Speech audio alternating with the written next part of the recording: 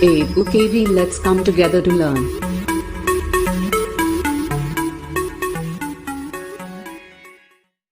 Hello friends, I am Rityunjay Singh. Welcome to our YouTube channel EduKV. Today we shall study about the sexual reproduction in flowering plant, and this video is in continuation of the previous video of the same chapter. It includes female reproductive unit, that is pistil, ovule, megasporogenesis and development of the female gametophyte. Now let's start one by one. What happens actually? Female reproductive part is known as pistil, as it is the female reproductive part is known as pistil and it is present in a flower. Okay, it is a female reproductive part of a flower. It may be mono, means single, bi or tri or polycarpillary. That means carpel may be single, double, triple or many in a single pistil.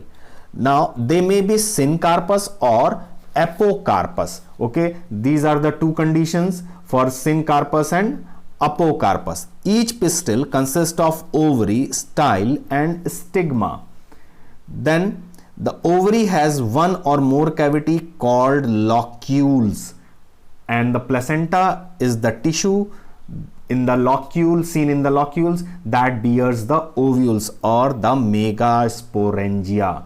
And the number of locules in an ovary may be one, as in mango. Example is mango, rice, wheat, and many in the case of orchids, watermelon and papaya और papaya. आपको यही examples याद रखने हैं. अगर ovules one पाया जाए यानी एक पाया जाए तो किस में पाया जाएगा? मैंगो में, राइस में, व्हीट में, या फिर बहुत सारे ऑर्किड्स में, वाटरमेलन और पपाया में बहुत सारे पाए जाते हैं. ठीक है, तो आप इसको समझिए, ये सारी चीजें हैं. अब आपको मैं दो चीजें टर्म बताना चाहता हूं, यहां पहले ही मैंने यूज किया था. वो एक वर्ड है सिनकार्पस और apocarpous.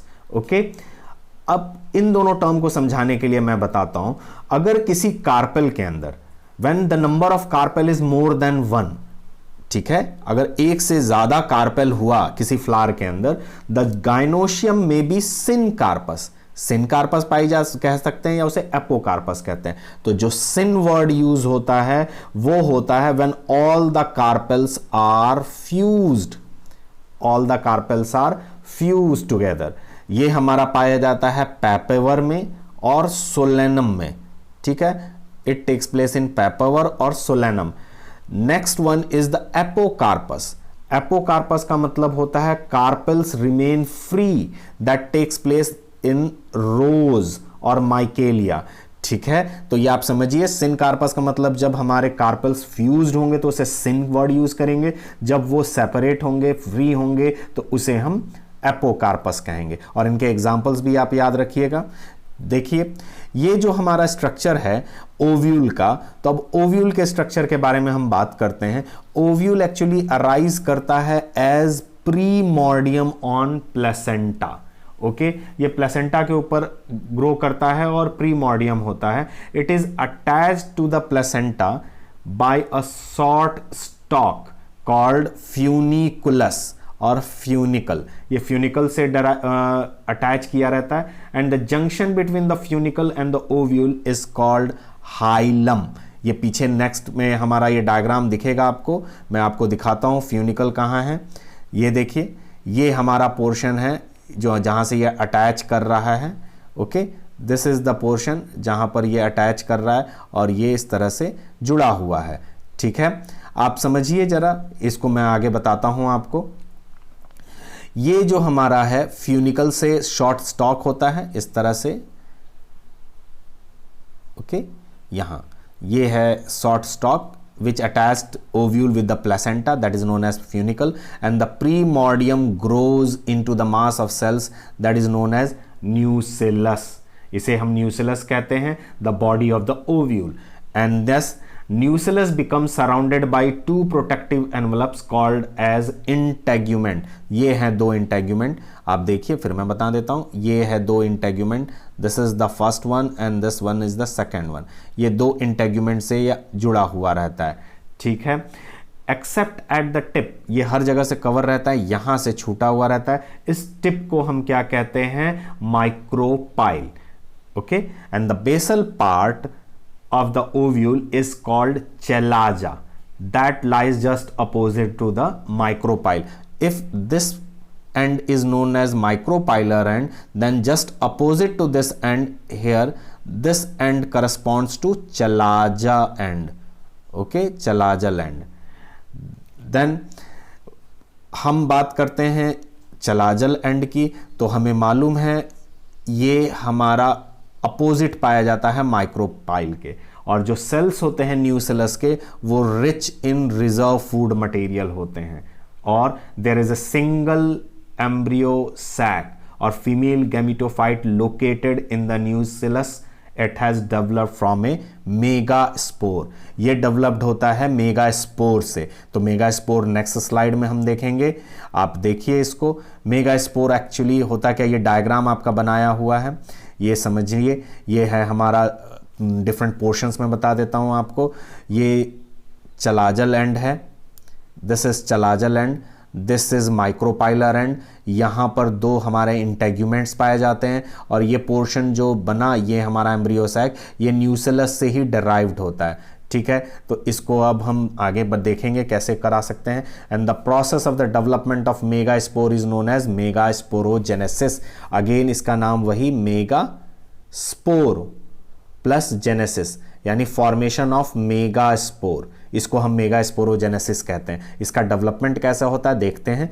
One of the nucellar cell, यहाँ का जो न्यूसेलर सेल्स होते हैं उसका कोई भी एक सेल यहाँ का, ठीक है, माइक्रोपाइलर रीजन का यहाँ का, वो क्या करता है? डिफरेंशिएट करता है into the megaspore mother cell.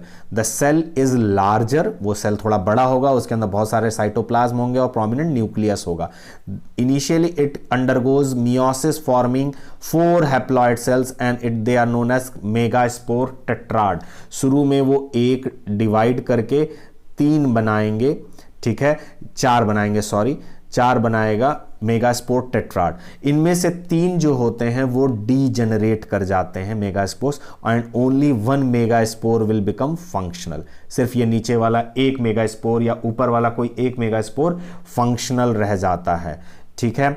अब इसके बाद ये देखिए, आपको इस डायग्राम से समझ में आएगा क्या है।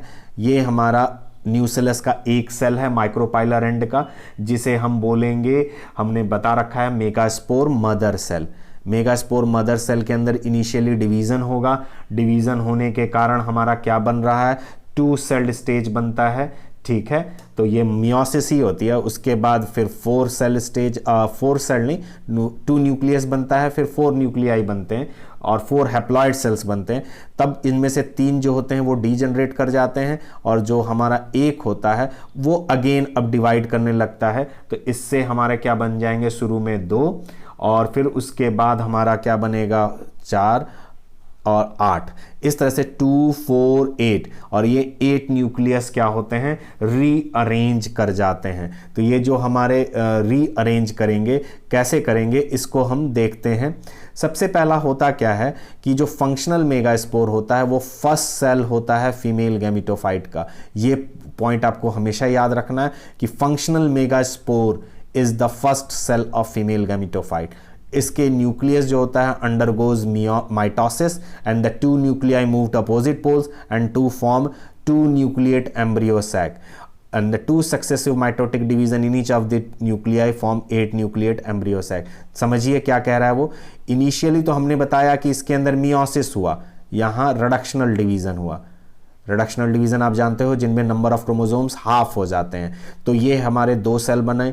अब इसके यहाँ से लेके पूरा यहाँ तक रिडक्शनल डिवीजन था, जिसके कारण एक पेरेंट सेल से 4 डॉटर सेल्स बनते हैं। इनमें से 3 डीजेनरेट कर जाएंगे, बचेगा 1। अब इसके अंदर माइटोटिक डिवीजन होता है, तो 1 से 2 बनते हैं, 2 से 4 बनते हैं, और जैसे 1 से 2, 2 से 4, 4 से 8, और फिर ये 8 जो हमारे न्यूक्लियस हैं या हैप्लॉइड सेल्स हैं ये रीअरेंज कर जाते हैं, और ये 8 न्यूक्लिएट कंडीशंस हमारी बन जाती है। ये जो 8 न्यूक्लिएट कंडीशंस बनती हैं इसको हम समझ सकते हैं।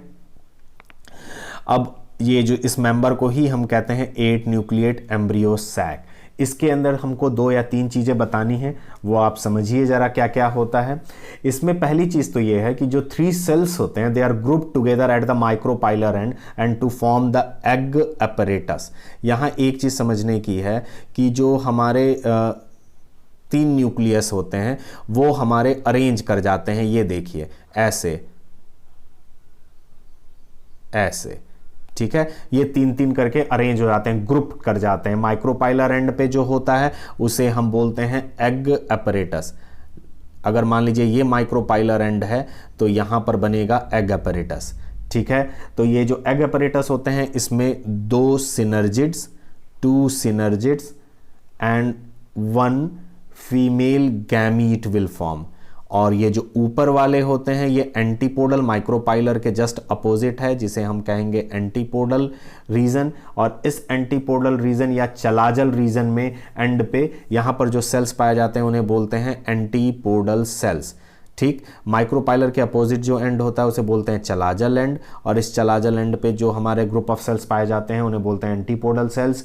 और इसके अंदर इन 3 के अलावा टोटल 8 थे, बीच में हमारा 2 फ्री न्यूक्लियस टाइप के स्ट्रक्चर्स पाए जाते हैं जिन्हें हम बोलते हैं पोलर न्यूक्लियाई।